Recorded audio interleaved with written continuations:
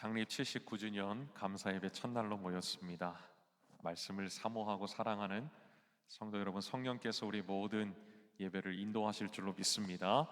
우리 함께 찬양하며 우리 말씀의 잔치로 나아가겠습니다.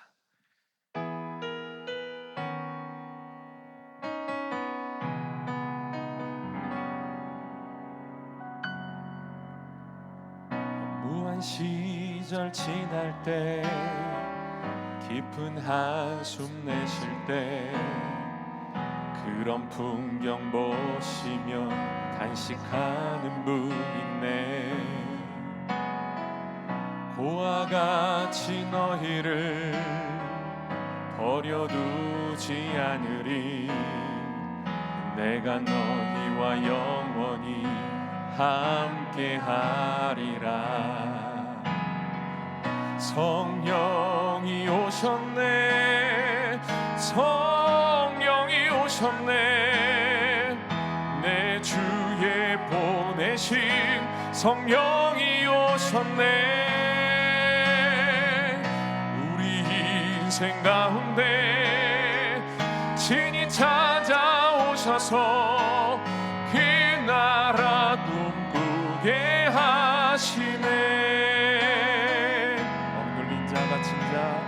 억눌린 자 갇힌 자, 자유함이 없는 자, 피난처가 되시는 성령님 계시네. 주의 영이 계신 곳에 참 자유가 있다네. 진리의 영이신 성령이 오셨네. 성령이 오셨네, 성령이 오셨네. 내 주에 보내신 성령이 오셨네. 우리 인생 가운데 친히 찾아오셔서 그 나라 꿈꾸게 하시네. 성령이 오셨네, 성령이 오셨네, 성령이 오셨네. 내 주에 보내신 성령이 오셨네. 우리 인생 가운데 친히 찾아오셔서 그 나라 꿈꾸게 하시네. 한 번 더 간절하게 성령이 오셨네, 성령이 오셨네, 성령이 오셨네. 내 주에 보내신 성령이 오셨네.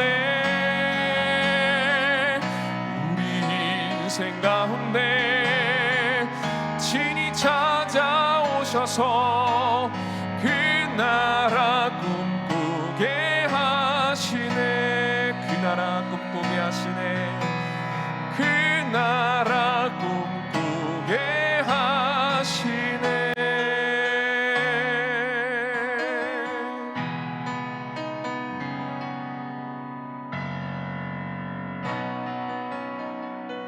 아멘. 이 시간이 하나님의 나라인 줄로 믿습니다. 우리 찬송가 15장 또 18장 이어서 찬송하겠습니다.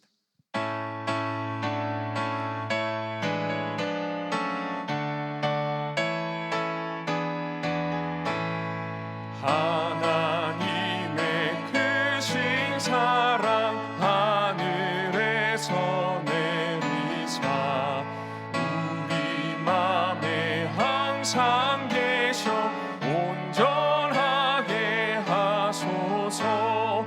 우리 주는 자비하사 사랑 무한하시니 두려워서 떠는 자를 구원하여 주소서. 걱정 근심 많은 자를 성령 감하시며 복과 은혜 사랑받아 평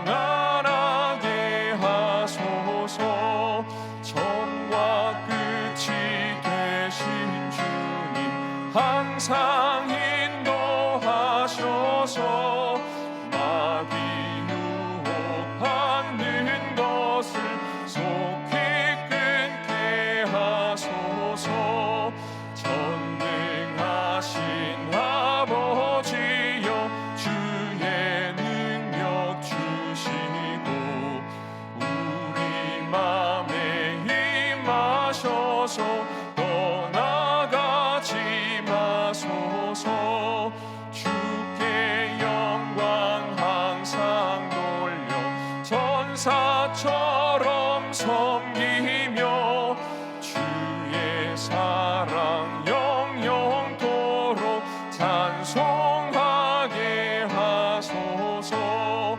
우리들이 거듭나서 의미 없게 하시고 주의 크신 구원받아 온전하게 하소서. 영광에서 영광으로 천국까지 이르러 크신 사랑 감격하여 경배하게. 3절 찬송합니다. 전능하신 아버지여 주의 능력 주시고 우리 맘에 임하셔서 떠나가지 마소서. 주께 영광 항상 돌려 천사처럼 섬기며 주의 사랑 영영토록 찬송하게 하소서.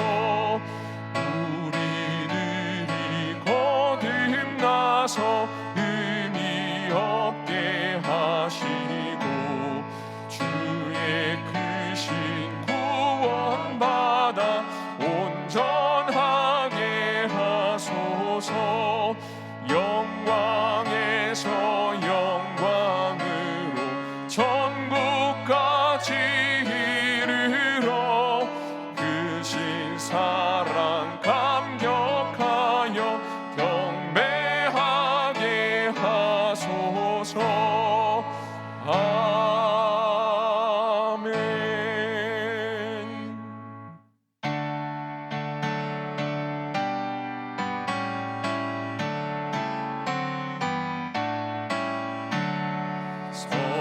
성도들아 찬양하자.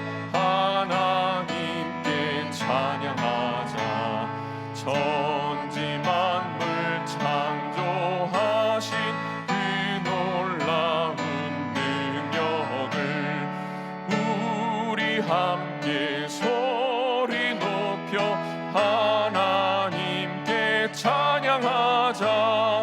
영원하신 창조주를 우리 모두 찬양하자. 성도들아 찬양하자. 하나님께 감사하자.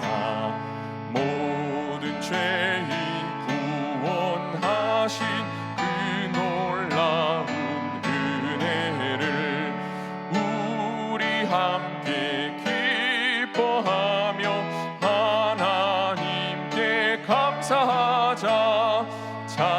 자비하신 구세주께 우리 모두 감사하자. 성도들아 찬양하자.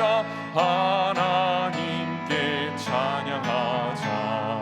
하늘나라 영화로운 그 놀라운 영광을 우리 함께 큰 소리로 하나님께 찬양하자. 전국 영광 찬란함을 우리 모두 찬양하자. 아멘.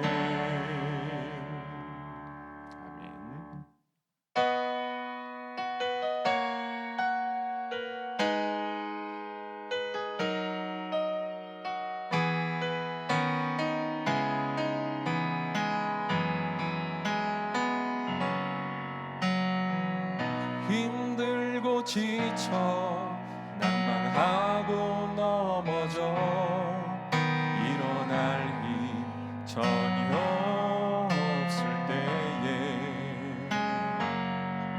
조용히 다가와 손잡아 주시며 나에게 말씀하시네.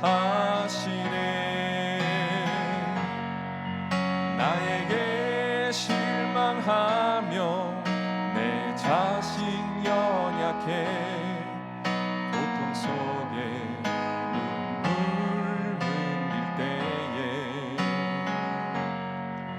못자국 난 그 손길 눈물 닦아주시며 나에게 말씀하시네.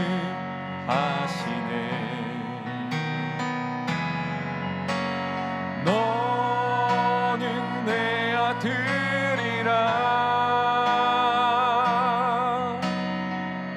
오늘날 내가 너를 낳도다. 너는 내 아들이라. 나의 사랑하는 내 아들이라. 힘들고 지쳐 낭망하고 힘들고 지쳐 낭망하고 넘어져 일어날 힘 전혀 없을 때에 조용히 다가와 손잡아 주시며 나에게 말씀하시네. 나에게 실망하며 내 자신 연약해 고통 속에 눈물 흘릴 때에 옷자국 난 그 손길 눈물 닦아주시며 나에게 말씀하시네.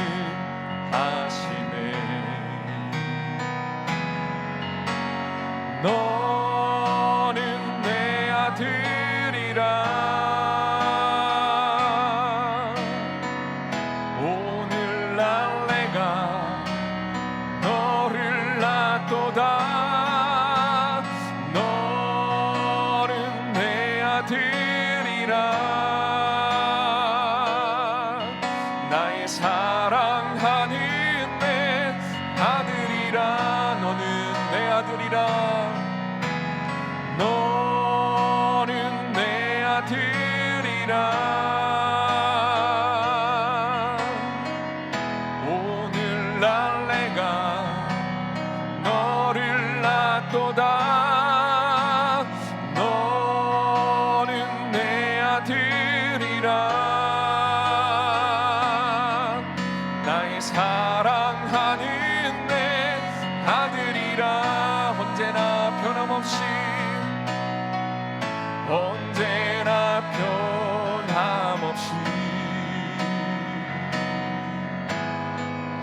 너는 내 아들이라.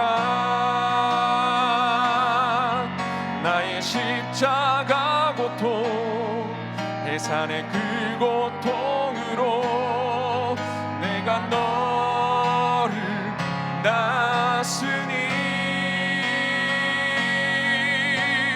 너는 내 아들이라. 오늘날 내가 너를 낳도다. 너는 내 아들이라. 나의 사랑하는 내 아들이라. 너는 내 아들이라. 너는 내 아들이라. 오늘날 내가 너를 낳도다. 너는 내 아들이라. 나의 사랑하는 내 아들이라. 나의 사랑하는 아들이라. 나의 사랑하는 내 아들이라. 나의 사랑하는 내 아들이라. 나의 사랑하는 내 아들이라.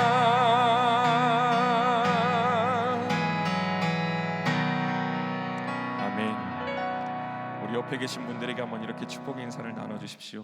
하나님께서 집사님을, 권사님을, 장로님을 가장 사랑하십니다. 한번 이렇게 서로 축복의 인사를 나눠주시길 바랍니다.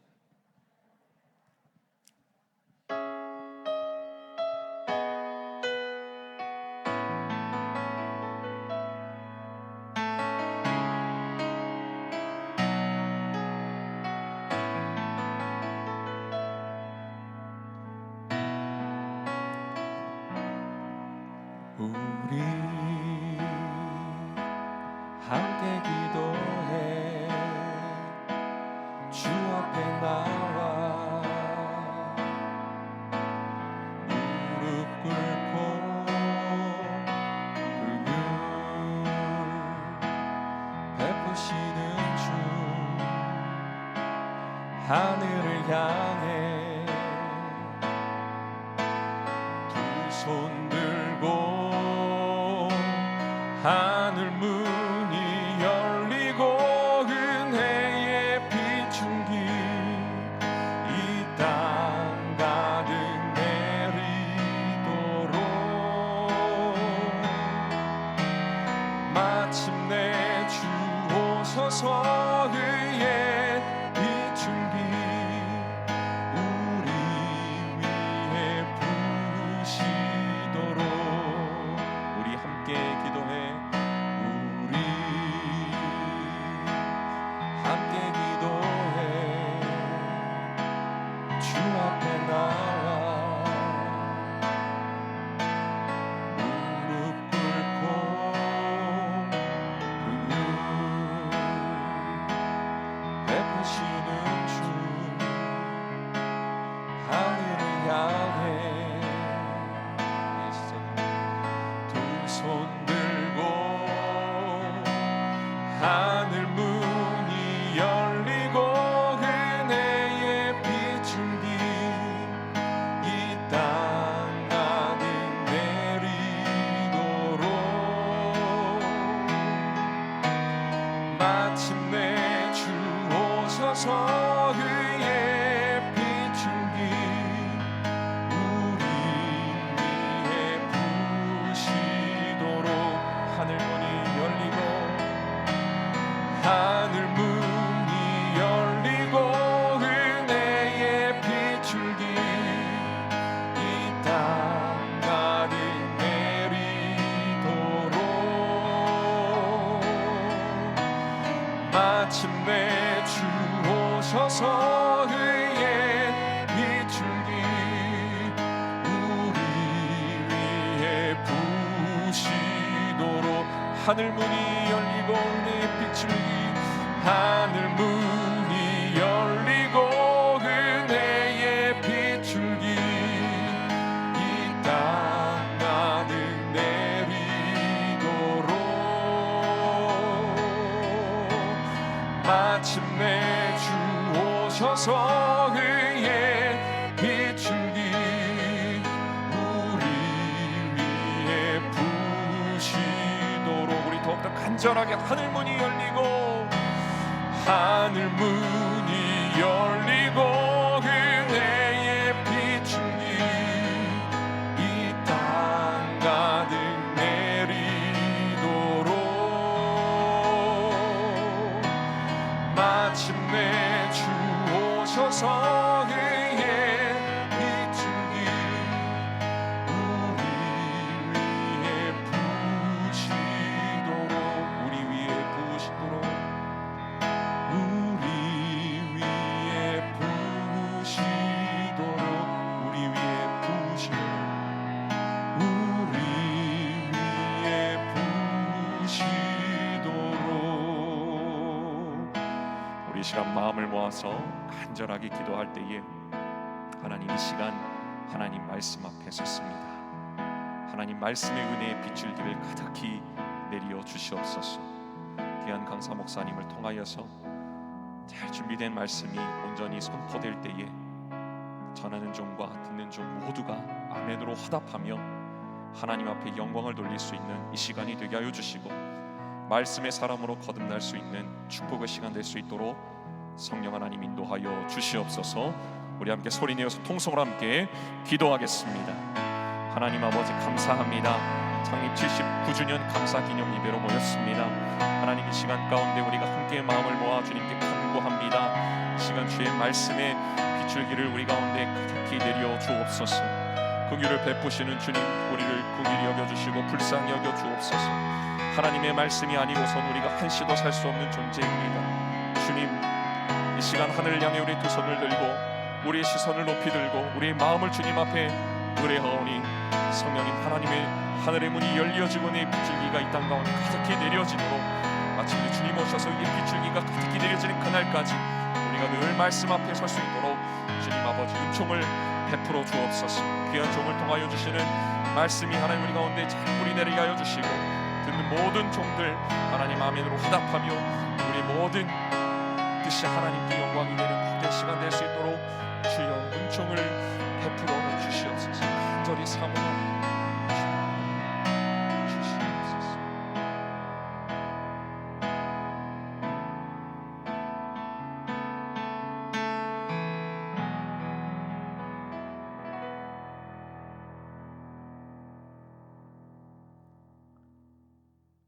우주 만물을 말씀으로 창조하시고 다스리시며 운행하시는 거룩하신 하나님, 이곳에 정릉교회를 세워주시고 오늘 79년 감사 예배로 드리게 하여 주시니 감사와 영광과 찬양을 올려드립니다. 하나님의 은혜가 아니면 아무것도 할 수 없는 먼지와 같은 저희들을 사랑하셔서 거룩한 하나님의 자녀 삼아주시고 구별된 삶을 원하셨건만 세상의 유혹과 욕심으로 맛을 잃어버린 소금처럼 살았던 저희들이었음을 고백합니다. 주님 용서해 주시옵고 이 시간 주님 앞에 회개하며 예배하오니 각자의 처한 곳에서 영과 진리로 예배드리게 하여 주시옵소서. 79년 전 희망을 잃고 고통에 시름하던 일제강점기 정점에서 우상이 가득한 정릉 지역에 하나님의 계획하심에 따라 처음으로 교회를 세우시고 믿음의 선배들을 보내주셔서 고난 속에서도 모여서 기도하고 복음을 전하고 선교하며 이웃과 하나님의 사랑을 나누고 섬겼던 것처럼 오늘 79주년을 맞이하는 정릉교회 위에 오직 성령의 충만함으로 기도하며 주님의 나라와 의가 이 땅에서 이루어지기를 구하고 협력하여 선을 이루어 이웃을 사랑하는 교회가 되게 하고 절망 속에 죽어가는 이들의 피난처가 되며 안식처가 되는 교회, 전도와 선교와 구제에 앞장서서 주님의 사명을 잘 감당하여 이 시대에 다시 소망과 희망을 주는 정릉교회 공동체가 되게 하여 주시옵소서. 코로나19로 인해 어려운 상황 속에서도 주님의 말씀을 사모하여 예배 자리에 있는 성도들에게 성령님 함께 하여 주시고 오늘부터 수요일까지 창립 79주년 감사 예배에 말씀을 선포하실 목사님에게 성령 충만함을 주시고 영육간의 강건함을 주셔서 이는 사랑하는 내 아들이니 너희는 그의 말을 들으라는 하나님의 말씀을 전하실 때 말씀을 깨닫게 하셔서 혼란한 이 세대를 구분하고 분별하여 늘 믿음의 선한 싸움을 싸울 때에 성령님 함께하여 주셔서 승리하게 하시고 세상이 감당하지 못하는 성도들이 되어 세상과 주님 사이에서 더 이상 머뭇거리지 않고 주님과 동행하며 우리를 통해 일하실 하나님의 그 큰 뜻과 계획 앞에 우리의 모든 것을 내어드리는 결단의 시간이 되게 하여 주시옵소서. 오늘도 삶의 자리에서 겪고 있는 육체적 질병과 어려움과 답답한 문제를 주님 앞에 가지고 나온 사랑하는 자녀들의 기도에 귀 기울여 주시고 주님의 선한 뜻이 기도 제목 위에 임하여 치료가 되고 위로가 되고 복음 회복되어서 삶 속에서 기쁨과 감사로 주님께 영광을 돌리게 하여 주시옵소서. 감사하고 이 모든 말씀 우리 구주 예수 그리스도의 이름으로 기도하옵나이다. 아멘.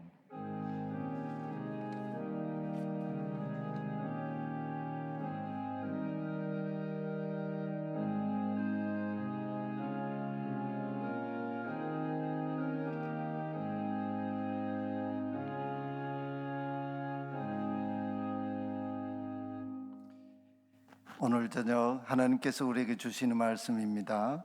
신약 성경 마가복음 1장 9절 말씀부터 11절 말씀입니다. 마가복음 1장 9절부터 11절 말씀 제가 봉독합니다.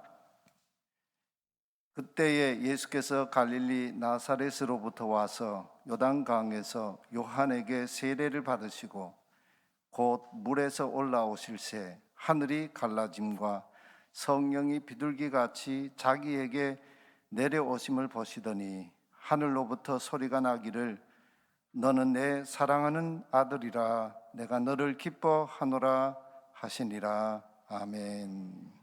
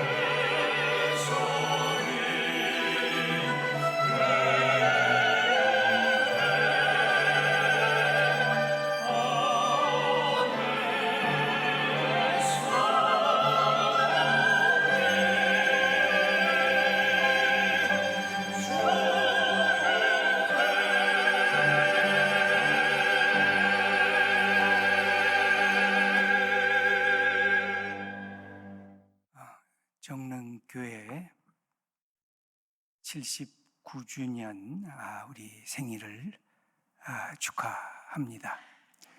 이 79년이라고 하는 80년 아닙니까? 거의 제가 생각해 보니까 한 세대를 20년으로 치면 아마 4세대에 걸쳐서 4세대에 걸쳐서 충성한 그런 귀한 교회입니다. 아마 많은 분들의 기도와 많은 분들의 사랑과 헌신과 그리고 모든 것들을 다 쏟아부어 놓은 그런 삶의 축복들이 이렇게 여기까지 오게 된 하나님의 은혜일 것입니다. 79년, 결코 적지 않은 세월입니다.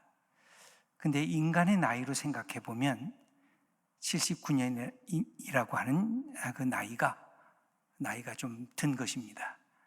그리고 노인네가 되었다고도 할 수가 있습니다. 그런데 기독교는 이 시간에 대해서 늘 새로운 것을 가르쳐 주셨습니다. 79년이라는 것을 한꺼번에 세지 말고 때로는 7일씩 쉬어라. 그래서 7일씩 세면 우리가 안식일, 주일을 지나면 새로운 또 7일이 시작이 된다. 또 7년씩 이 날짜를 세라. 그래서 기쁜 일이 있건 슬픈 일이 있건 7년이 다시 지나서 안식년을 지나고 나면 다시 새로운 한 해가 시작된다. 7년 곱하기 7년 49에다가 그 다음에 되는 해가 희년입니다.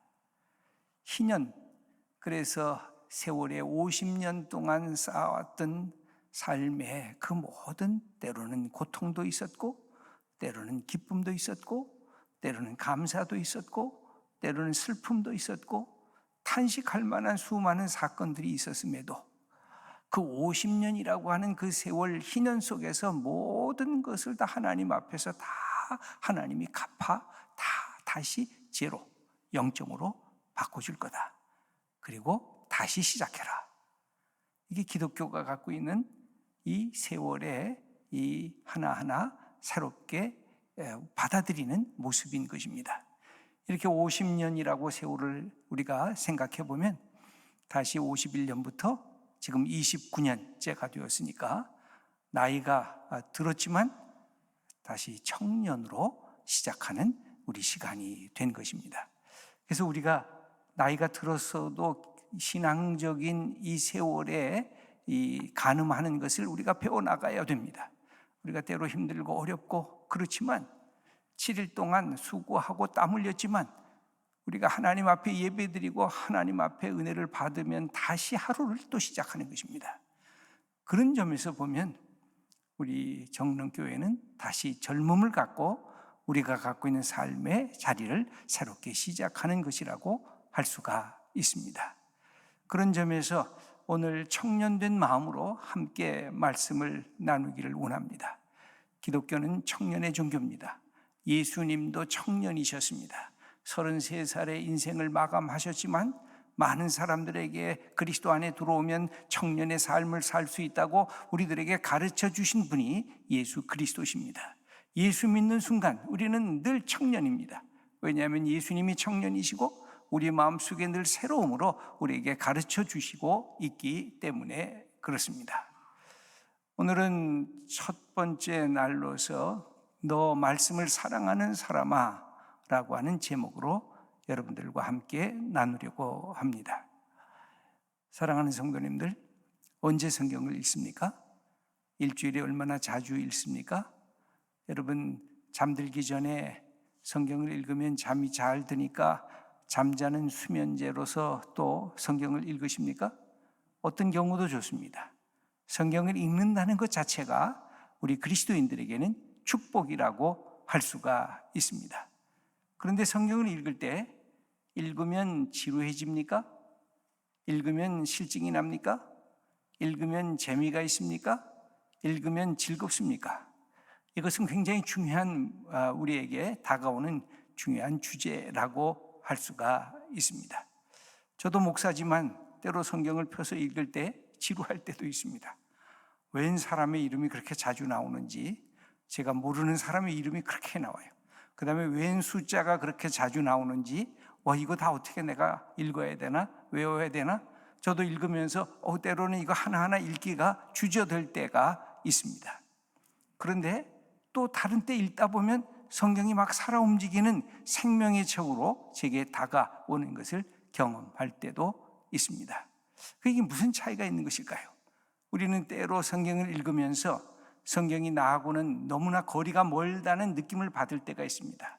시간적으로 2000년 전 사건이고, 공간적으로 저 지구 반대편에 있는 사건이고, 그 다음에는 나하고는 전혀 상관없는 저 이스라엘 백성들의 이야기를 내가 읽어도 되는 것인가? 라고 하는 질문을 가질 때가 있습니다. 그렇다고 하면 성경이 왜 우리에게 소중한 책일까요? 성경을 읽으면서 내 가슴이 왜 뛰어야 되는 것일까요? 성경을 읽으면서 이것이 오늘도 살아계신 하나님의 말씀으로 내게 다가오는 것이어야 할까요? 그것은 다른 것이 아닙니다. 사랑하는 성도님들, 우리가 성경을 읽다 보면 내가 더 좋아하는 책, 그리고 내가 더 관심 있는 책, 이것은 그냥 지나가는 책, 이런 것들이 약간의 내 중심적으로 이렇게 결정하는 때가 있습니다. 그런데 그 중에서 가장 인간의 허무와 인간의 좌절을 얘기하고 있는 책이 있습니다. 여러분들 금방 머리에 떠오르시죠? 구약에 보면 전도서라고 하는 책이 있습니다. 전도서는 어떤 책입니까? 시작부터가 헛되고 헛되며 헛되고 헛되니 모든 것이 헛되도다. 5가지의 헛되도다라고 하는 말로 시작하고 있는 것입니다. 그래서 이게 너무나 흥미로웠습니다. 저는 이 책을 읽으면서 뭐가 헛되다라고 말하는 것일까? 도대체 인생의 헛된 것을 무엇을 갖고 이렇게 깊이 있게 얘기하는 것일까? 그래서 성경을 다시 들여다봤습니다. 그랬더니 그런 말이 계속해서 쓰여졌습니다. 모든 것이 반복되니까 헛되다. 어제 있었던 것 오늘 있고, 오늘 있었던 것 내일 있고, 뭔가 새로운 것을 기대했는데 이것은 똑같은 것이 다시 계속해서 반복이 되니까 실증나고 지루하고 이것은 헛된 것일 뿐이다. 그러면서 그가 이런 표제어를 쓰고 있습니다. 해 아래에 새 것이 없구나. 그렇게 탄식하면서 새 것이 없다는 것을 그가 가슴 깊이 깨달으면서 인생은 헛된 것으로 가득 차 있구나. 그렇게 얘기를 합니다. 저는 그때 그 본문을 보면서 새롭게 깨달은 것이 있습니다. 하늘 아래는 새 것이 없구나. 하늘 아래 수없이 있는 새 것이라고 하는 것은 또 지나가면 사라져가고, 또 새 것이라고 하도 또 지나가는 것에 불과하구나. 그러면 새 것이 도대체 어디에 있을까? 내가 예수 믿는 이유가 뭘까? 내가 구약 성경과 신약 성경을 보는 이유가 뭘까? 그것은 해 아래에는 새 것이 없지만, 놀랍게도 하나님 앞에서 깨닫게 된 것은 해 위에는 새 것이구나. 해 아래 새 것이 없습니다. 그런데 성경이 우리들에게 가르치는 말씀은 한 가지입니다. 해 아래는 새 것이 없지만 해 위에 새 것이 있다. 그래서 성경을 보면 우리가 주기도문을 할 때도 뭐라고 말합니까? 하늘에 계신 우리 아버지, 이 땅의 아버지가 아니라 하늘에 계신, 이 하늘 밑에 있는 새로움이 없는 그것을 새롭게 만드시는 분, 하늘에 계신 하나님. 우리가 오늘 성경도 보면 예수님이 세례를 받으실 때 하늘이 찢어졌다고 말합니다. 하늘이 갈라졌다고 말을 합니다. 구약의 에스겔이 환상을 볼 때 하늘이 갈라지는 것을 목격하게 됩니다. 우리가 갖고 있는 성경 말씀은 이 하늘의 세계를 향하여 올라가서 하늘로부터 우리에게 내려오는 그 말씀이 하나님의 말씀인 것입니다. 이것은 세상의 철학과는 다른 것입니다. 철학은 인간의 이야기입니다. 인간의 지성과 인간의 지혜와 인간이 갖고 있는 생각을 갖고 극대화시키는 것입니다. 그래서 인간이 만들어 놓은 철학은 만들어 놓는 것이 신념의 체계를 만들어 놓습니다. 그러나 우리 기독교 신앙은 이 인간의 언어가 아니라 하나님으로부터 주시는 계시의 이야기를 하면서 우리는 하나님의 말씀을 붙잡는 것입니다. 말씀을 통해서 주어지는 것은 하나님의 약속이 우리들에게 주어지는 축복이 있다고 하는 것입니다.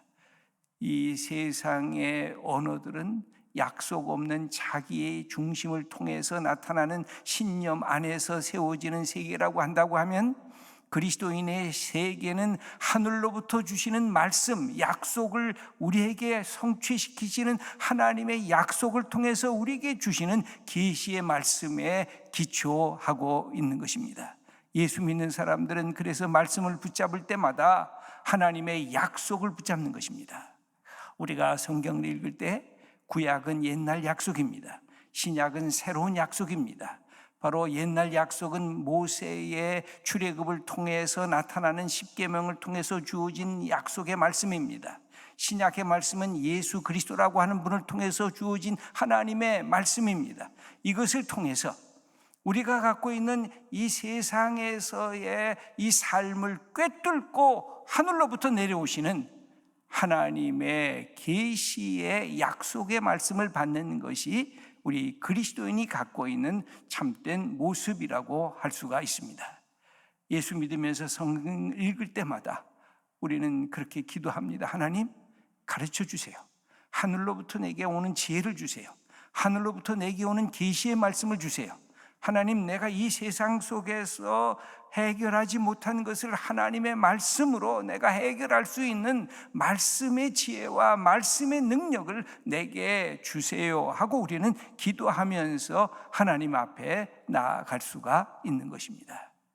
그러면서 성경을 읽을 때 때로는 숫자를 그냥 지나칠 수도 있습니다. 역사적 사건은 그냥 지나칠 수도 있습니다. 그런데 한 가지 지나치지 않아야 할 부분이 있습니다. 제가 여러분에게 한 가지 음악을 통해서 잠깐 말씀드리고 싶은 이야기가 있습니다. 여러분, 첼리스트 중에 장한나라고 하는 첼리스트를 기억하실 것입니다.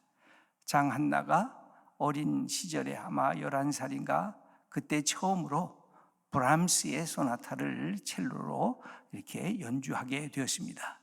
스승인 마이스키라고 하는 이 사람이 있었습니다.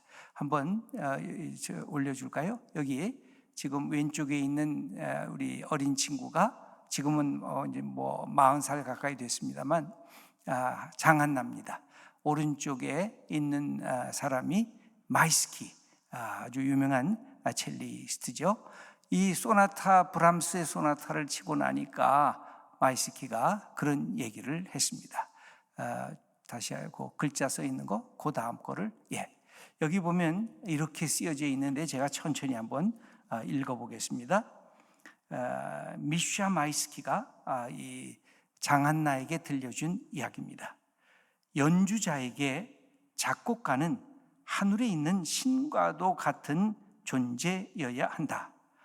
따라서 작곡가의 뜻이 명기되어 있는 악보는 무엇보다도 소중한 것이다. 왜 이렇게 작곡했을까? 왜 다른 음이 아닌 이 음을 썼을까? 무엇을 표현하고 싶어서 이 소절은 이렇게 썼을까? 이런 음악을 작곡한 브람스는 과연 어떤 사람이었을까? 지금 내가 내는 이 소리를 브람스는 마음에 들어 할까? 이렇게 이 작곡을 연주할 때마다 이런 마음을 품으면서 하라고 가르치고 있습니다. 내리셔도 좋습니다. 무슨 뜻입니까? 음악을 연주하는 연주자도 그 악보 하나하나의 정성을 기울이면서 왜 이렇게 썼을까? 왜 이 음표가 짧을까? 이 음표는 길까? 여기에서 작곡자가 얘기하는 바는 무엇일까? 이렇게 그 관심을 갖고 그 음악을 해석할 때에 진짜 좋은 연주자가 될 수 있다는 것입니다. 여러분, 우리도 성경을 읽을 때 그렇습니다. 성경에 왜 이것을 이렇게 썼을까? 여기에 이 마태는 왜 이렇게 썼을까? 마가는 이렇게 썼을까? 바울은 왜 이렇게 썼을까? 특별히 복음서를 읽으면서 예수님의 말씀이 나오면 예수님은 이 말씀을 왜 하셨을까? 이 말씀을 하시면서 청중들을 어떻게 보셨을까? 이 말씀을 통해서 우리에게 뭘 가르치길 원하실까? 이 말씀을 통해서 우리가 어떻게 하나님의 아들, 하나님의 딸이 되는 길을 가기를 우리 예수님은 원하셨을까? 그렇게 우리들에게 묻고 있는 것입니다. 여러분, 우리가 갖고 있는 모든 것 중에 취미라는 것이 있습니다. 거기에 우리의 관심이 있습니다. 여러분, 어떤 취미가 있습니까? 취미를 가지면 그 취미에 해당되는 물건을 사고 싶어서 우리 머릿속에 막 떠오르는 것입니다. 그런데 이것이 취미가 아니라 사람. 여러분들 옛날에 기억이 나십니까? 연애할 때, 사랑할 때의 기억. 내가 사랑하는 사람이 생기면 아침에도 그 사람이 떠오르고 저녁에도 그 사람이 떠오릅니다. 그 사람 생각이 내 삶을 지배하는 것을 우리는 느끼게 됩니다. 제가 최근에 결혼한 신랑 신부를 이제 만나게 돼서 제 남자에게 그렇게 말을 했습니다. 너 이 여자의 뭐가 좋아서 그렇게 결혼할 마음을 가졌냐? 그랬더니 그 남자가 이렇게 얘기를 했습니다. 지금 이 여자와 신부될 이 여자와 7년 동안 친구로 자기가 같은 전공을 택해가지고 같이 만났다는 것입니다. 근데 7년 동안 아무런 감흥이 없이 그냥 친구였습니다. 그런데 어느 날 저편에서 이 여자친구가 오는데 갑자기 슬로우 비디오처럼 자기에게 다가오는 것을 이렇게 경험하게 됐대요. 그러면서 자기 가슴에 이 여인이 내가 같이 살아야 할 귀중한 결혼의 짝이구나 하고 자기 가슴에 큐피드 화살이 꽂혀지는 것을 경험했다라는 얘기를 하면서 무엇이 좋아요, 무엇이 좋아요가 아니라 한 친구가 사랑하는 연인처럼 내게 다가오는 것을 경험하면서 이 여인과 내가 결혼해야 되겠다고 하는 고백을 하는 것을 제가 들으면서 맞다. 여러분, 성경도 마찬가지입니다. 성경을 내가 수없이 읽는데 어느 날 어느 성경 구절이 갑자기 내게 사랑하는 하나님의 말씀으로 내게 다가옵니다.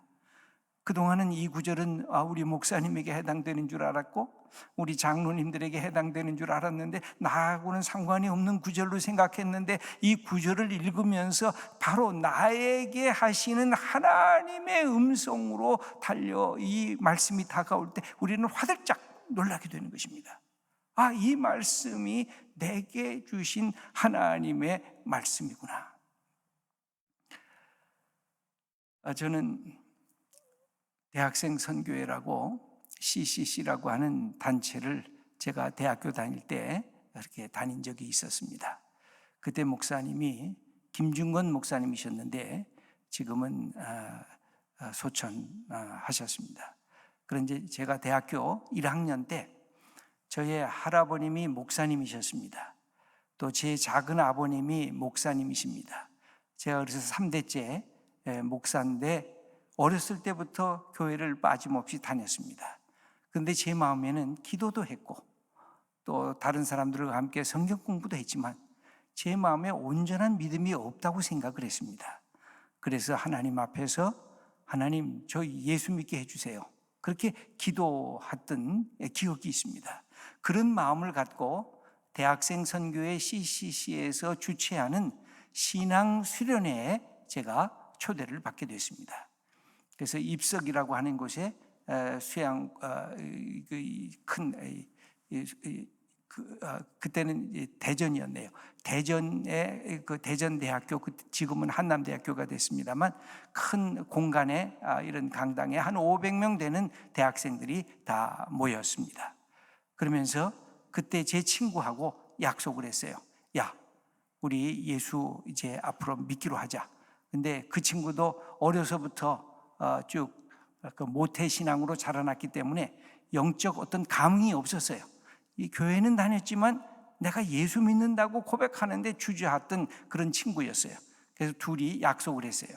하나님께서 뭔가 번쩍하고 빛을 보여주시든지 또 하나님이 꽝 하고 귀에 들리게 해주시든지 또 우리의 마음 속에 뭔가 깊은 감동을 주시면 우리가 예수 믿고, 그렇지 않으면 예수를 믿지 말자, 그런 이야기를 하면서 그 CCC에서 4박 5일 동안의 수련회를 갖게 되었습니다. 근데 마지막 순간에도 아무런 제 자신의 변화가 없었습니다. 그런데 마지막 날 밤에 김중곤 목사님이 사람들을, 우리 학생들을 초청하고 있었습니다. 그때 김중곤 목사님이 함께 불렀던 찬양이 뭐였냐면, 주 달려 죽은 십자가, 아주 이 약간 슬픈 노래이면서 대학생들을 믿음으로 초청하는 그런 초청이었습니다. 초청을 하면서 김 목사님이 그러셨습니다. 예수 처음 믿겠는 사람 그 자리에서 일어나 보라고, 그리고 찬양을 계속하면서 앞으로 나와 보라고, 그 다음에 그동안 예수를 믿었지만 예수님 영적으로 열심 없이 믿다가 이제 새롭게 내가 주님께 더 열심 내서 예수를 믿겠다고 하는 사람 있으면 그 자리에 일어나서 다시 나와보라고, 그러면서 이 찬양을 계속 부르셨습니다. 그리고 초청을 했습니다. 한 500명 되는 친구들이 하나 둘씩 앞으로 나가서 이 단에 쭉 이렇게 앉기 시작했습니다. 그래서 저는 저하고 약속한 그 친구가 나갔나 안 나갔나 하고 그렇게 돌아봤어요. 그랬더니 가만히 있더니 일어나서 앞을 향해서 나가는 거예요. 그 전날 저녁까지 우리 나가지 말자, 우리 예수 믿지 말자, 그렇게 약속을 했었거든요. 근데 이 녀석은 나가는 거예요. 사람들이 자꾸만 나가요. 마지막에 이제 거의 끝날 때가 됐어요, 이 찬양이. 그래서 제가 다시 뒤돌아봤어요. 누가 나갔나? 그랬더니 저만 혼자 딱 앉아있고 나머지 500명 가까운 친구들이 다 앞을 향해 나갔어요. 여러분, 그때 제 마음이 어땠을까요? 나는 승리했다. 나는 예수 안 믿기로 작정했는데 진짜 예수 잘 안 믿길 잘했다, 그런 생각이 들었을까요? 아니면 하나님, 왜 나는 버리시죠? 왜 나에게는 다가오시지 않죠? 왜 나에게는 가르쳐 주시지 않죠? 저 친구들은 왜 저렇게 나갔죠? 그러면서 우리 친구들은 3, 3, 5 모여서 다 예배가 끝나고 서로 간증하고 그랬는데 저 혼자만 밤새도록 그 강단에 앉아서 혼자 하나님하고 씨름한 기억이 있습니다. 그러고서도 저는 예수 믿겠다는 얘기를 안 했습니다. 그런데 한 6개월이 지난 후에 제가 보네프라는 사람의 신학자의 책을 읽게 됐습니다. 그랬더니 거기에 그런 글이 쓰여져 있었어요. 믿으면 행동하게 된다. 그렇지 않으면 행동하면 믿게 된다. 제가 믿지 않으니까 행동을 안 하잖아요. 근데 또 하나의 구절에 행동하면 믿게 된다. 근데 거꾸로 해보자. 그럼 이제 행동부터 먼저 해보자. 예수 믿는 사람처럼 내가 예수의 이름으로 기도하겠다. 예수 믿는 사람처럼 내가 전도해보겠다. 예수 믿는 사람처럼 내가 찬송도 불러보겠다. 예수 믿는 사람처럼 성경을 펴서 읽어보겠다. 저는 사실 제일 처음에는 그렇게 큰 감동과 어떤 깊은 이 감성적인 충격에 의해서 예수를 믿게 되질 않고, 거꾸로 예수님 말씀대로 순종하고 말씀대로 행하면서 하나님께서 살아계심을 경험하기 시작했습니다. 하나님이 나와 함께 계시는구나. 하나님이 내 기도를 들어주시는구나.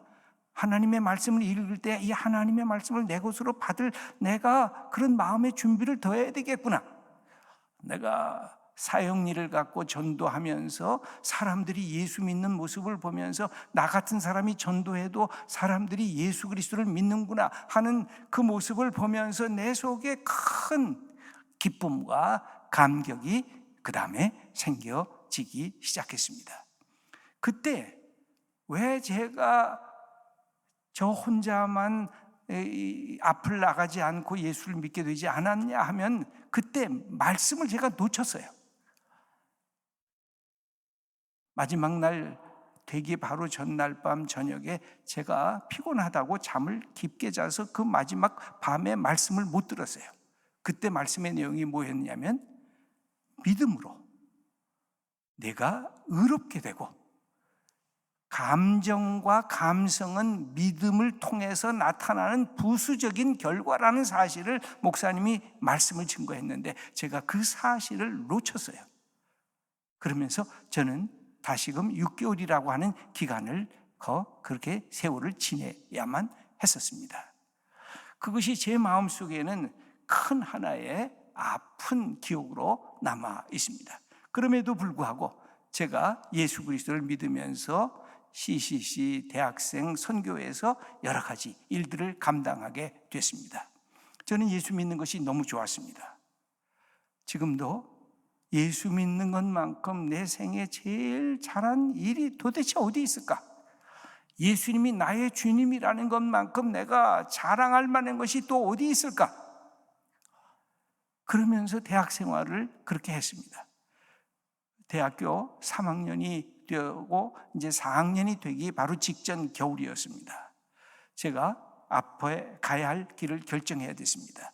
제가 공부한 이 경제학을 통해서 기업을 가야 될까? 아니면 이제 예수 그리스도를 믿는 이 믿음을 갖고 신학 공부를 해봐야 될 것인가 하는 그 기로에 서게 되었습니다.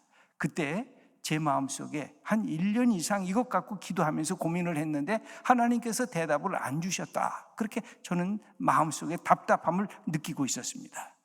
그때 바로 겨울, 이 4학년 되기 그 겨울에 제가 기도하고 있었습니다. 아마 한 2시, 3시 되었던 것 같습니다. 근데 어찌할 줄 몰랐습니다. 하나님, 제가 신학을 해야 될까요? 이것을 통해서 하나님의 말씀의 사람이 될까요? 아니면 내가 세상에 나가서 좋은 직장에서 내 할 일을 하면서 교회를 섬기고 교회를 귀히 여기는 그런 역할을 하는 하나님의 사람이 될 수가 있을까요? 이 두 가지 중에 어떤 것이 하나님이 제게 주신 것입니까? 하고 기도하고 있었습니다. 그때 무슨 생각이 떠올랐느냐면 어거스틴의 생각이 떠올랐습니다. 여러분 어거스틴 알죠? 어거스틴도 그의 생이 바뀌어질 때 뭘로 바뀌어졌을까요? 말씀으로 바뀌어집니다. 우리가 잘 아는 대로 어거스틴이 고민을 합니다. 내가 하나님을 더 따라가야 될까요? 내가 세상을 더 따라가야 될까요? 그가 고민을 하는 중에 어떤 날 아이들의 노래소리가 들렸습니다. 책을 펴서 읽으라 라고 하는 그 노래소리를 듣고 그가 책을 폈는데 그게 로마서 13장 12절 말씀입니다. 밤이 깊고 낮이 가까웠으니 그러므로 우리가 어둠의 일을 벗고 빛의 갑옷을 입자. 낮에와 같이 단정히 행하고 방탕하거나 술 취하지 말며 음란하거나 호색하지 말며 다투거나 시기하지 말고 오직 주 예수 그리스도로 옷 입고 정욕을 위하여 육신의 일을 도모하지 말라. 이 말씀을 읽으면서 어거스틴은 맞아, 내게 주신 말씀이네. 내가 여태까지 이렇게 살았지, 이렇게 못되게 살았지, 하나님을 떠나서 살았지, 내가 호색하고 내가 정욕을 위해서 내 육신의 일을 도모했지. 내게 주시는 하나님의 말씀으로 받으면서 이 말씀을 자기 것으로 받으면서 회개하는 영이 그에게 주어졌을 때 하나님이 주신 평안이 그를 사로잡았습니다. 그러면서 우리가 잘 아는 성 어거스틴으로 그가 변화하게 됩니다. 이 늘 읽던 말씀이지만 그 말씀이 내게 부딪히는 하나님의 말씀으로 다가올 때 변하게 되는 것입니다. 저는 이 말씀을 기억하면서 하나님, 제게도 이 말씀을 주옵소서 하고 요청을 했습니다. 그래서 성경을, 그때 제가 읽었던 성경은 이렇게 세로로 되어 있던 성경이었어요. 그래서 성경을 이렇게 딱 펼쳤습니다. 근데 이런 성경 읽기가 약간은 위험한 성경 읽기입니다. 이걸 독일어로는 찐젠도르프식 성경 읽기라고 해서 평생 1년에 평생 한 번 내지 두 번 가능한 성경 읽기인 것입니다. 그런데 저는 그때 그것을 잘 몰랐습니다. 그냥 오거스틴이 한 대로 나도 성경을 펴서 읽어봐야 되겠다고 성경을 딱 폈는데 한쪽이 사도행전 28장이 나왔습니다. 바울이 온 이태를 자기 셋집에 머물면서 자기에게 오는 사람을 다 영접하고 하나님의 나라를 전파하며 주 예수 그리스도에 관한 모든 것을 담대하게 거침없이 가르치더라. 그게 딱 눈에 띄었습니다. 그리고 다시 오른쪽을 다시 봤습니다. 거기엔 로마서 1장 1절이 기록이 되어 있었습니다. 예수 그리스도의 종 바울은 사도로 부르심을 받아 하나님의 복음을 위하여 택정함을 입었으니, 저는 이 두 구절을 보면서 완전히 이게 하나님이 내게 주신 말씀이구나 하고 무릎을 꿇었습니다. 주님 감사합니다. 그리고 저는 어줍지 않게 이렇게 바꿔서 로마서 1장 1절을 읽었습니다. 예수 그리스도의 종 김지철은 사도로 부르심을 받아 하나님의 복음을 위하여 택정함을 입었으니, 이제 더 이상 질문이 필요가 없었습니다.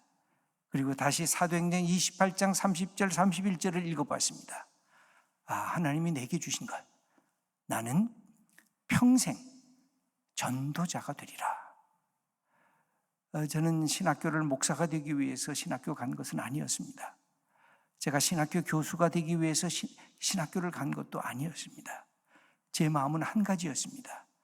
평생 전도자가 되리라. 이 예수 그리스도의 복음에 내 생명을 전체를 걸 만한 전도자가 되리라. 예수님이 누군가 얘기했을 때 예수님이 누군가를 얘기를 하고, 예수님이 어떻게 이 땅에서 사셨는가, 예수님이 왜 진리인가, 예수님이 왜 생명인가, 예수님이 왜 평안인가, 예수님이 왜 죄의 용서인가를 내가 마음껏 증거하는 전도자가 되었으면 좋겠습니다. 그러면서 그때 하나님 앞에 약속한 것이 평생 전도자로 살겠습니다. 예수님을 자랑하면서 살겠습니다. 예수님이 내 주님인 것을 내가 누구에게나 증거할 줄 알면서 제 인생을 살아가겠습니다. 그런 마음에 결단을 하게 됐습니다. 여러분, 성경은 늘 반복돼서 읽어 나가기도 합니다. 근데 어떨 때는 지나갑니다. 근데 어떨 때는 내게 다가올 때가 있습니다. 이게 성령의 역사입니다. 여러분, 그래서 우리가 마음에 사모하는 마음을 가지면서 성경을 읽는 것입니다. 마치 이사야가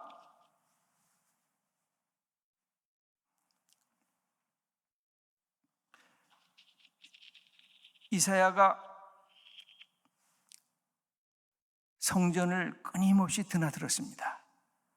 그런데 어느 날 똑같이 성전을 드나드는데 하나님의 거룩하심이 임재하는 것을 경험하게 됩니다. 거룩하다라는 하나님의 음성을 들으면서 화로다 나여 망하게 되었구나. 그러면서 하나님과 교제를 갖게 됩니다. 여러분, 말씀이란 바로 그런 것입니다. 말씀이 어떨 때는 그냥 읽어져 내려갑니다. 그런데 어떨 때는 내게 주시는 하나님의 말씀으로 가까이 다가오는 것입니다. 그때 우리가 깜짝 놀랍니다. 이 내게 주시는 말씀이라니, 내가 이 말씀이 나에게 주시는 하나님의 선물이라니, 이것을 알면서 우리의 모습이 바뀌어지기 시작하는 것입니다. 그래서 성경을 그냥 쭉 읽으시면서 내게 주시는 하나님의 말씀으로 받는 것이 굉장히 중요한 것입니다. 성경은 66권이고 구약과 신약이 다 많이 있지만 읽어 내려가면서 어떤 말씀이 내게 다가오는 하나님의 말씀인가? 거기에 우리가 영적인 민감성을 갖고 말씀을 읽어 나려갈 때 그 말씀이 내게 강력하게 다가오면서 내 삶을 변화시키는 것입니다. 그래서 성경은 우리에게 객관적인 하나님이 어떤 분이라고 하는 정보를 우리에게 제공해 주는 책이지만 거기에 머물지 않습니다. 성경을 읽을 때마다 느끼는 것은 뭐냐면 성경은 우리에게 말을 건네는 것입니다. 하나님이 우리에게 말을 건네는 것입니다. 모세야 모세야 부르듯이, 아브라함아 아브라함아 부르듯이, 다윗아 다윗아 부르듯이, 사울아 사울아 부르듯이 우리를 향해서 우리의 이름을 부르면서 다가오시는 그 하나님을 경험할 때 아하 하고 놀라게 되고 하나님과 나와 대화를 하기 시작하는 것입니다. 그래서 성경은 늘 하나가 성경에 나오는 그 말씀을 2000년 전의 사건으로만 이해하게 되면 성경은 나하고는 상관이 없는 그런 옛 이야기에 불과한 것으로 머무르게 됩니다. 그러나 성경을 읽을 때 하나님의 성령의 도우심을 우리가 받아야 할 이유가 이것입니다. 하나님 도와주세요. 하나님 이 말씀을 내게 가르쳐 주세요 하고 성경 말씀을 다시 묵상하고 또 묵상하는 것입니다. 제가 소망교회에 담임 목회자로 부름을 받으면서 제 마음속에 하나님 제게도 말씀을 주세요. 그때 제게 주신 말씀이 오늘 마가복음 1장 11절에 나오는 하나님의 말씀입니다. 예수님께서 가장 낮은 죄인처럼 낮은 세례받지 않을 수밖에 없는 죄인의 모습으로 이 땅에 내려오셨을 때, 그리고 세례 요한에게 죄인의 모습으로 세례를 받으실 때 하나님은 이 예수님의 모습을 기뻐하셨습니다. 그러면서 하늘이 열렸다 그랬습니다. 하늘이 찢어졌다 그랬습니다. 그러면서 주님의 성령이 예수님에게 임하셨습니다. 그리고 하늘에 하나님의 말씀이 이 예수님에게 임하셨는데 이렇게 말씀을 하셨습니다. 너는 내 사랑하는 아들이라. 내가 너를 기뻐하노라. 여러분, 신앙은 3인칭의 얘기가 아니라 2인칭의 얘기입니다. 하나님은 나를 향해서 얘야 하고 내 이름을 부르면서 너는 이라고 말씀하시고, 나는 하나님을 향해서 하나님 당신은 이라고, 당신이라고 하나님을 향해서 얘기하는 것입니다. 마치 부부가 여보 당신하고 이야기하듯이 우리가 하나님 앞에 나아가는 것, 그게 우리의 기도고 우리의 예배인 것입니다. 하나님은 하나님의 말씀을 통해서 우리에게 다가오시고 우리에게 가르쳐 주시는 말씀인 것입니다. 예수님은 이 말씀을 받으면서 공생의 3년의 시간을 아주 지혜롭게, 아주 당당하게, 아주 분별력 있게 그 3년간의 공생애를 사실 수가 있었던 것입니다. 그것은 예수님에게는 최고의 하나님이 주신 선물이었습니다. 네 정체성, 너는 하나님의 아들이야. 너의 사명, 네가 낮아지고 죄인처럼 연약한 자의 자리에 참여하는 것, 그것은 하나님의 뜻이야. 그래서 너는 고난의 길을 갈 거야. 너는 십자가의 길을 갈 거야. 이것이 하나님의 뜻이야. 바로 그런 모습을 갖고 있는 너를 내가 기뻐하노라 하면서 하나님은 예수님을 영접하신 것입니다. 바로 이 말씀 때문에 예수님은 당신의 길을 당당하고 담대하게 나가실 수가 있는 것입니다. 이것이 예수님이 하나님 앞에 늘 겸손하게 설 수 있었던 이유고, 사람들 앞에는 용기 있게 담대하게 설 수 있었던 이유인 것입니다. 여러분, 우리들에게 하나님이 뭐라고 말씀하시는지요? 저는 이 말씀을 내 것으로 받기를 원했습니다. 그래서 하나님, 아침에 일어나면 하나님 내게 가르쳐 주세요. 지쳐라, 너는 내 사랑하는 아들이다. 내가 너를 기뻐하노라. 주님, 이 말씀을 제게 해주시면 저는 그냥 달려가겠습니다. 저는 순종하겠습니다. 주님이 원하시는 것대로, 주님이 기뻐하시는 그 길을 저는 가겠습니다. 주님 가르쳐 주세요. 말씀해 주세요. 저는 새벽 기도를 할 때마다 이 말씀이 아침에 딱 일어나면 제 머릿속에 하나님께서 주시는 말씀으로 받을 때마다 저는 그냥 벌떡 일어났어요. 그리고 주님, 제가 하나님의 사랑하는 아들이죠. 하나님이 저를 좋아하시죠. 저를 기뻐하시죠. 제가 이 목회하는 것, 제가 말씀 전하는 것, 하나님께서 하시는 이 일들을 감당하는 것을 하나님은 좋아하시고 기뻐하시죠. 하나님이 기뻐하시지 않으면 저는 거절하게 해주세요. 하나님이 싫어하시면 그만 멈추게 해주세요. 그러나 하나님이 저를 하나님의 아들과 하나님의 기뻐하시는 자라고 말씀하시면 제가 달려가겠습니다 하고 하나님 앞에 그렇게 요청하는 시간들을 갖게 됐어요. 여러분, 이것은 특별한 사람에게만 주어진 것이 아닙니다. 예수님께서 이 땅에 오신 가장 중요한 이유는 예수 그리스도를 믿기만 하면 너는 하나님의 딸이 되고 너는 하나님의 아들이 된다. 이렇게 주님께서는 우리들에게 말씀해 주셨습니다. 사도 바울도 이것을 알기에 주의 성령이 우리의 영과 더불어 하나님을 아버지라고 부르게 해 주셨다고 우리들에게 말씀하고 계신 것입니다. 그러므로 우리는 이 말씀을 그대로 내가 받아들여야 아들처럼 딸처럼 살 수가 있는 것입니다. 우리가 예수 믿으면서도 의붓 아들처럼 사는 경우들이 얼마나 많은지 모릅니다. 하나님 앞에 나가는 것을 두려워해요. 하나님의 자녀된 것을 자존감 있게 내 삶으로 표현하지를 못해요. 마치 의붓자식 같아요. 하나님을 아버지라고 마음껏 못 불러요. 내가 하나님의 아들이라고 하나님의 딸이라고 자랑스럽게 여기지를 못해요. 여러분, 우리는 세상에 우리의 아버지 어머니가 세상에서 잘난 사람이 아니라도 괜찮습니다. 우리의 어머니 아버지가 소중합니다. 그러나 그것보다 더 소중한 것은 하나님이 우리의 아버지가 된다고 하는 이 놀라운 사실을 예수님도 가슴에 품으시면서 그분의 삶의 길을 가셨던 것을 볼 수가 있습니다. 여러분, 성경을 읽으시면서 그래서 하나님께서 모든 성경 구절에 내게 주시는 하나님의 말씀으로 우리가 그것을 받아들여야 돼요. 그리고 그것을 받으면서 내 것으로 소화를 시켜야 돼요. 하나님, 이 말씀을 내가 받겠습니다. 이 말씀대로 내가 살겠습니다. 생각하겠습니다. 행동하겠습니다.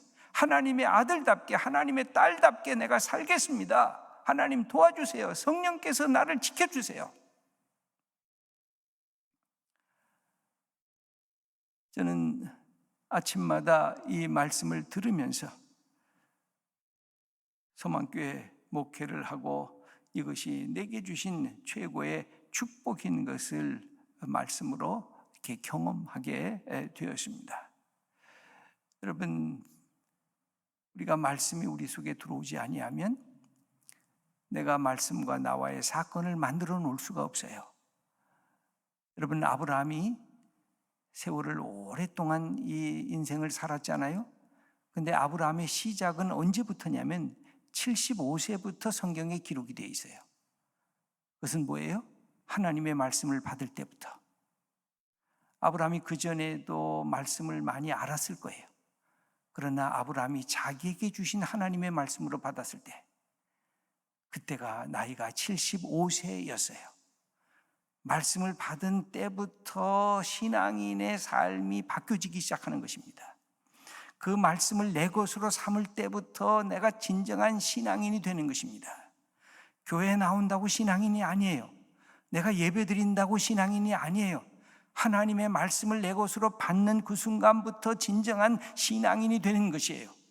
믿음이 좋다, 믿음이 크다, 믿음이 작다, 뭘로 알 수가 있을까요?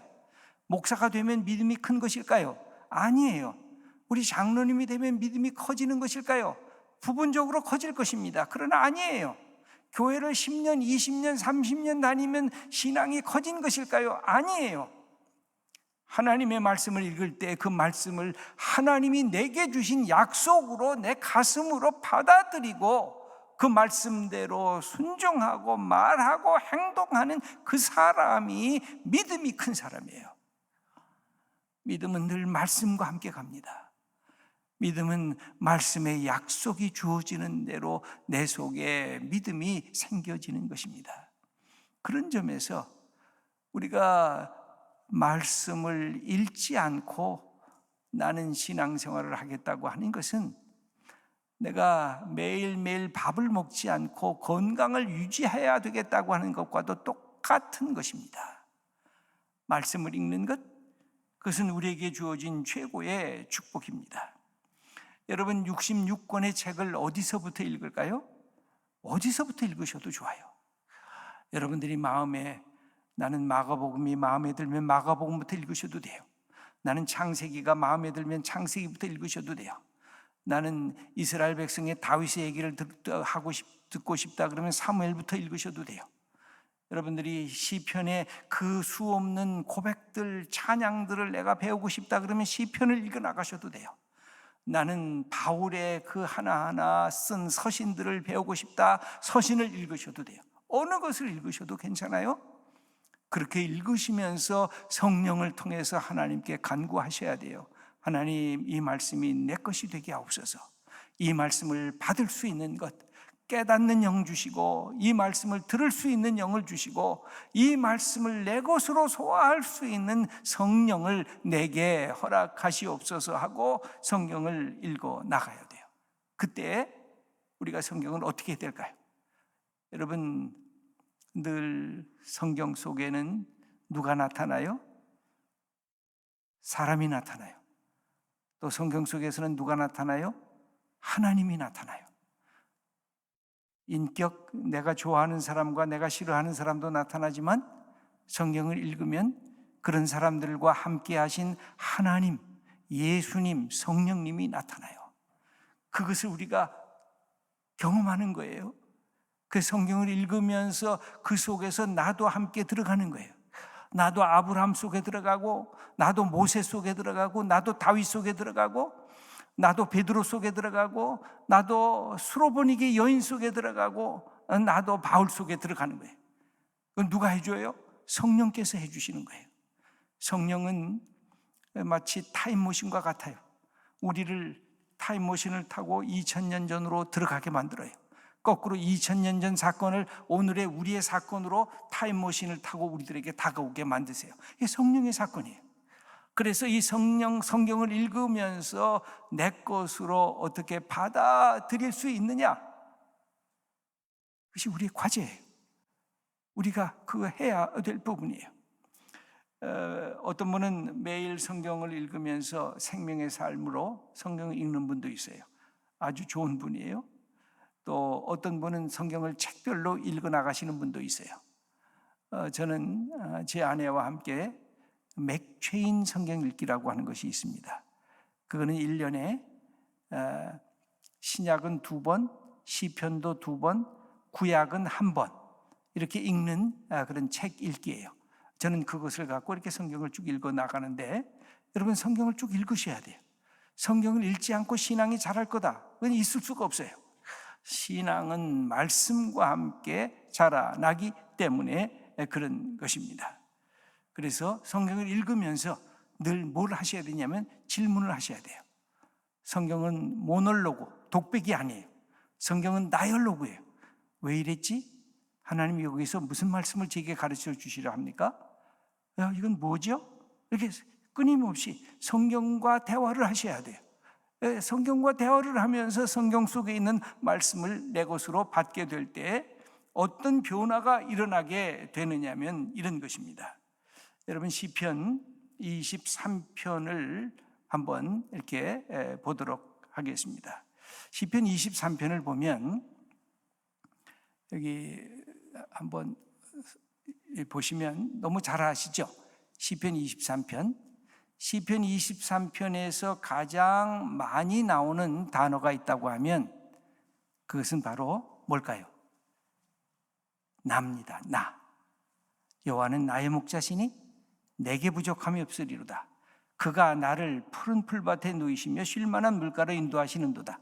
내 영혼을 소생시키시고 자기 이름을 위하여 의의 길로 인도하시는도다. 그 다음에 내가 사망의 음침한 골짜기로 다닐지라도, 여기 쭉 나오는데 한 가지 이 성경을 보시면 흥미있는 것이 있습니다. 1절, 2절, 3절은 여호와 하나님이 3인칭으로 기록이 되어 있어요. 그라고 기록이 되어 있어요.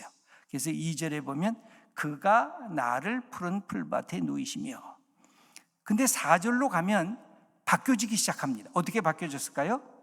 내가 사망의 음침한 골짜기로 다닐지라도 해를 두려워하지 않을 것은 주께서, 이게 우리말이 2인칭이 확실하게 드러나지 않아요, 하나님을 얘기를 할 때는. 그래서 주께서라고 되어 있는데 원래 성경, 영어 성경을 보면 더 빠릅니다. 영어 성경에 보면 you라고 되어 있어요. 당신께서, 그 다음에 당신의 지팡이와 막다기가 나를 안위하시나이다. 5절도 당신께서 내 원수의 목전에서 내게 상을 베푸시고 내 머리에 부으셨으니 내 잔이 넘치나이다. 그래서 이게 어떻게 되냐면 3인칭으로 시작했다가 2인칭으로 바뀌어지면서 하나님과 이 다윗이 서로 대화하는 장면이 기록이 되어져 있습니다. 여러분 시편을 읽어보시면 거의 다 그렇게 나와요.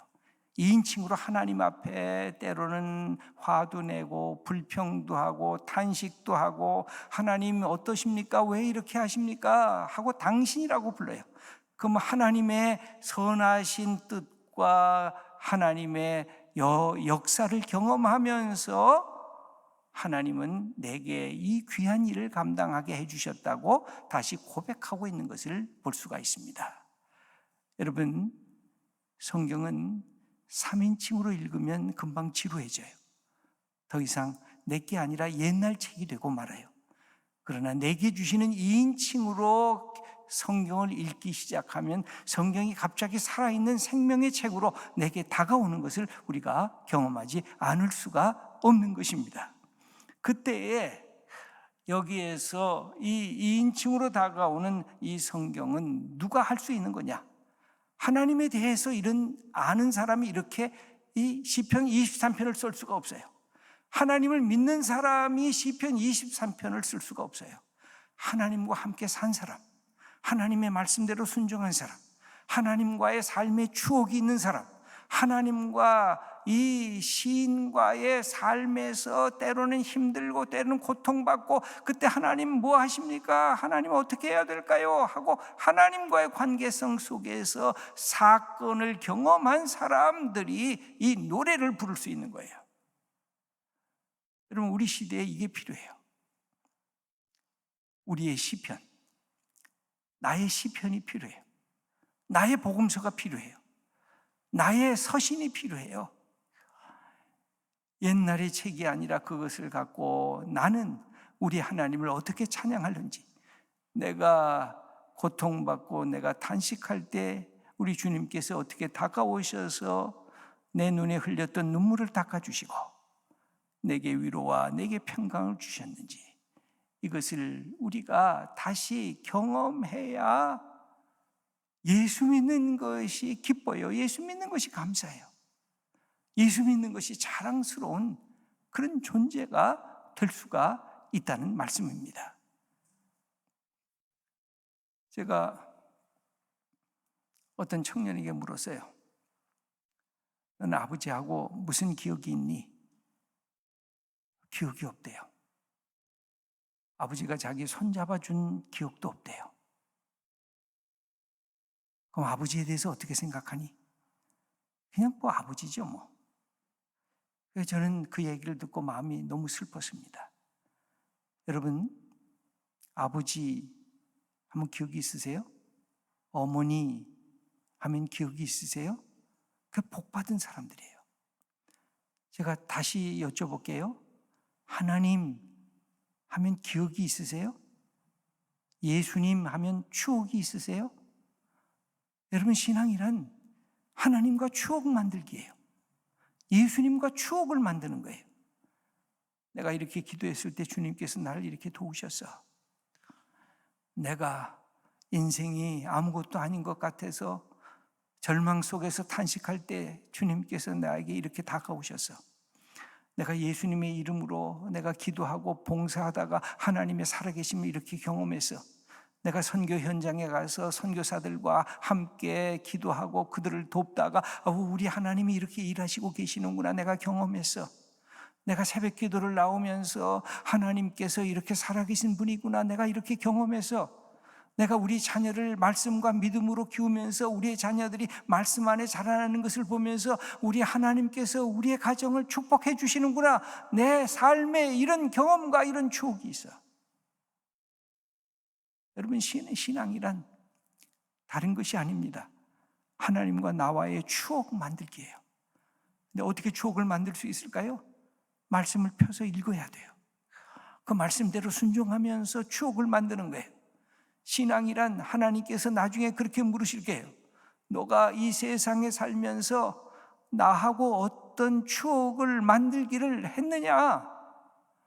너 교회 다녔는데, 너 예배 드렸는데, 너 성경도 봤는데, 너 기도했는데 하나님과 너와의 추억이 뭐가 있느냐? 그것은 하나님의 말씀과 함께 산 삶이어야 이런 추억이 있는 것입니다. 저는 정릉교회 주님의 귀한 성도님들이 이것이 있기를 바라요.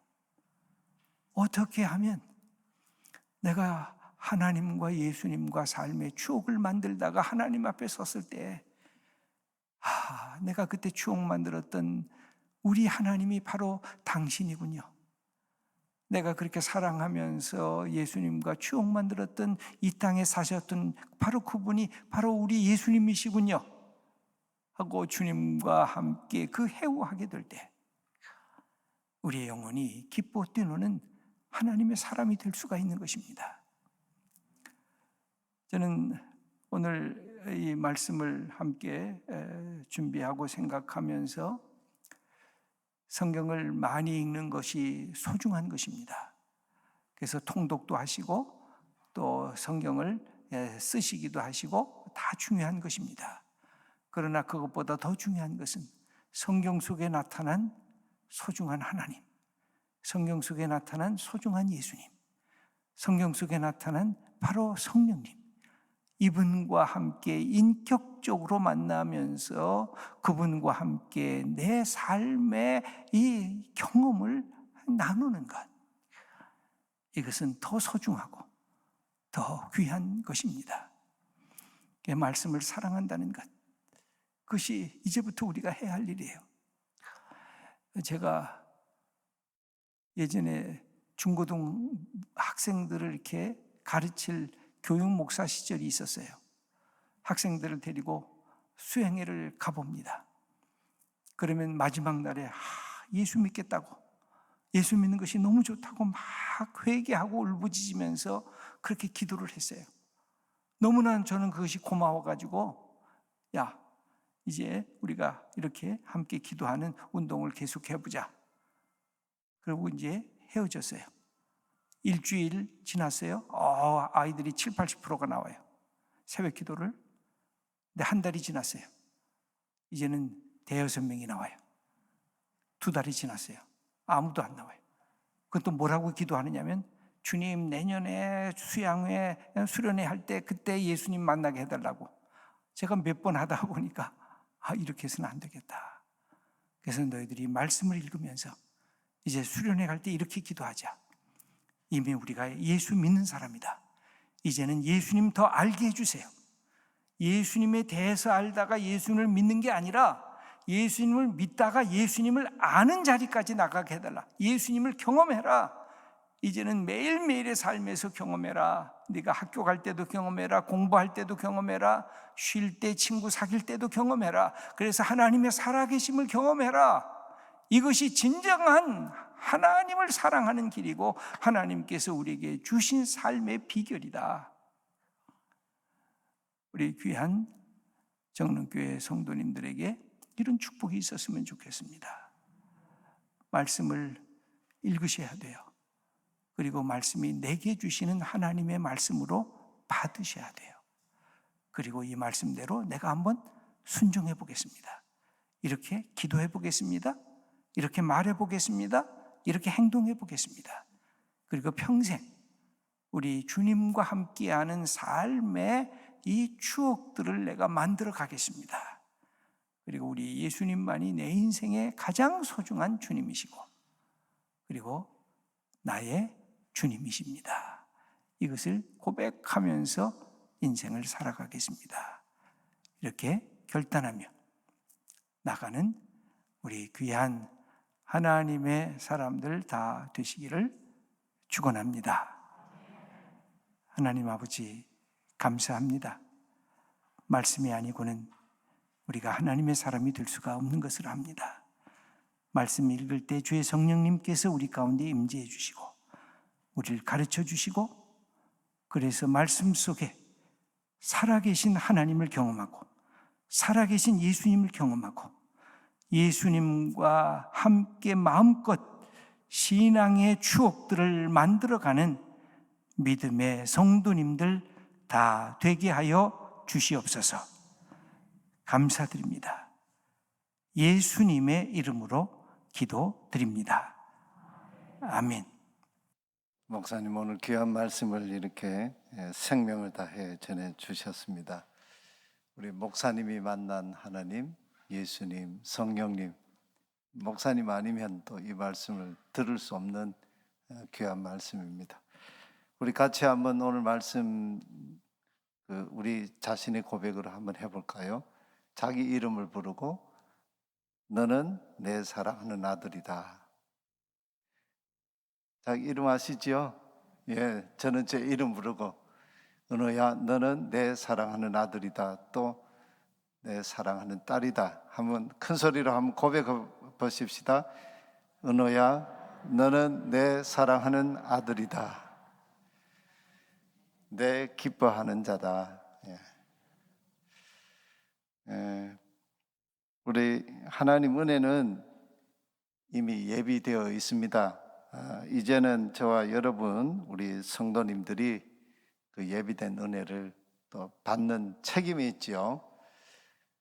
코로나 상황이지만 아직 100여 명 더 나오셔도 괜찮은데 내일은 우리 집에서 우리 함께 참여하시는 분들 우리 현장에 더 나오셔도 되겠습니다. 염려하지 마시고 적극적으로 나오셔서 함께 은혜 받는 시간이 되었으면 합니다. 우리 준비된 시간 빠지지 말고 마음을 다하고 뜻을 다하고 힘을 다해서 함께 참여하십시다. 사모하는 자에게 하나님께서 은혜 주십니다. 이번 기회에 하나님께서 우리의 믿음을 다시 새롭게 우리 가장 소중한 믿음의 기초 또 신앙의 기초, 삶의 기초 하나님 주신 그 말씀을 우리가 받는 시간이 되었으면 합니다. 이 시간에 우리 다 이제 한번 같이 서로 인사 좀 하십시다. 반갑습니다. 잘 오셨습니다. 내일 또 만납시다. 네, 감사합니다. 우리 다 일어나셔서 찬송가 249장 찬송 부른 후에 우리 목사님께서 오늘 또 헌금 드린 우리 성도님이 계신데 헌금 기도해 주시고 축도하심으로 오늘 집회를 마치겠습니다. 249장입니다.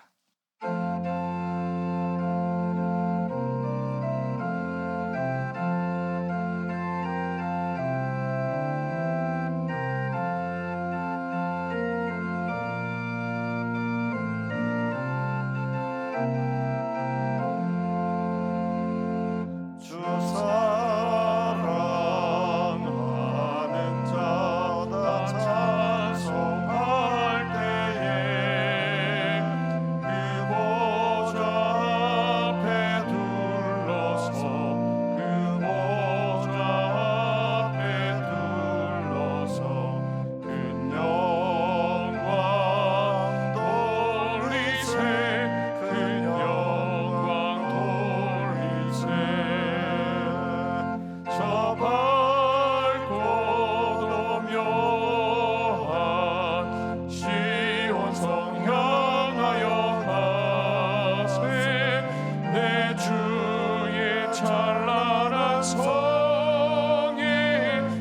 찬송하며 올라가세 주 믿지 않는 자가 찬송 못하나 하나님 자녀 된 자들 하나님 자녀 된 자들 그 기쁨 전하세 그 기쁨 전하세 저 밝고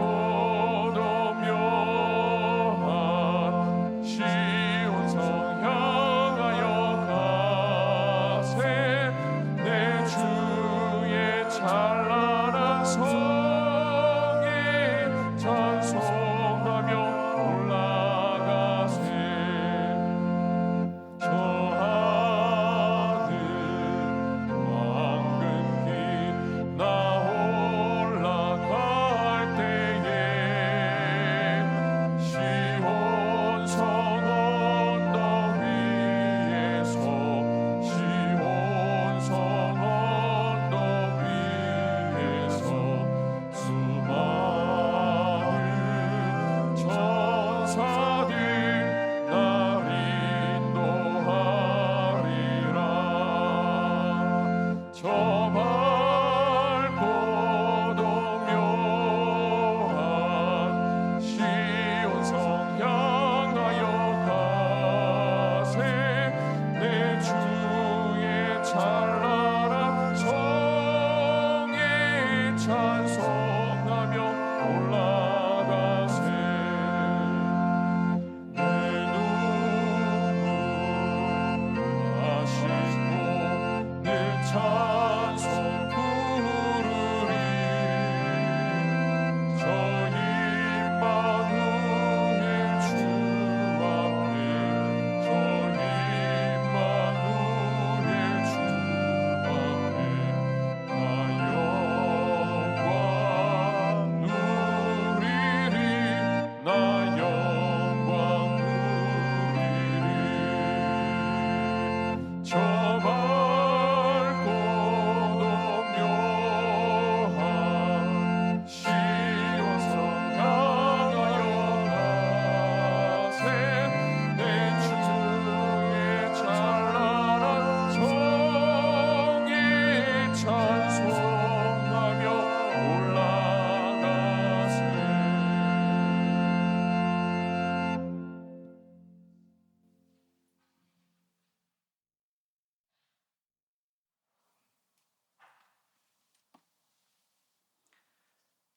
지금은 우리 주 예수 그리스도의 은혜와 하나님의 크신 사랑과 성령님의 감동하시며 교제하시며 인도하심이 너 말씀을 사랑하는 자야 하나님 앞에 이런 칭찬을 받고 평생을 말씀과 함께 동행하기를 원하는 하나님의 귀한 자녀들 머리 위에 가정 위에 일터 위에 79주년을 맞이하는 정릉교회 위에 이 땅의 교회 그리고 하나님의 백성들 위에 이제로부터 영원히 함께 계시옵기를 축원하옵나이다.